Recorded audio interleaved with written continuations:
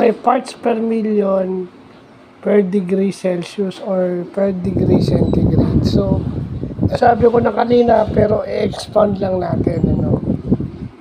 Ito yung measure ng electrical resistance.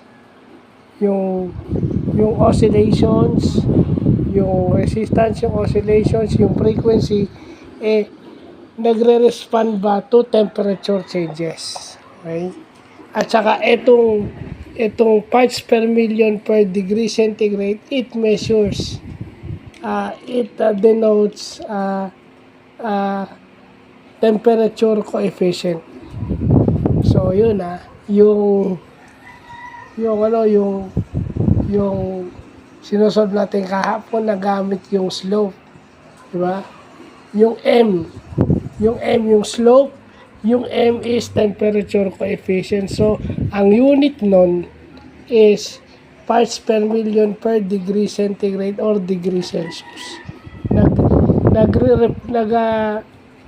Nagre-response pa siya to temperature changes, yung electrical resistance, yung oscillations and frequency, plus yung ang pinaka-exact na inaano nito is yung nag-expand ba o nagko-contract yung mga robotic components pag naiinitan o nalalamigan.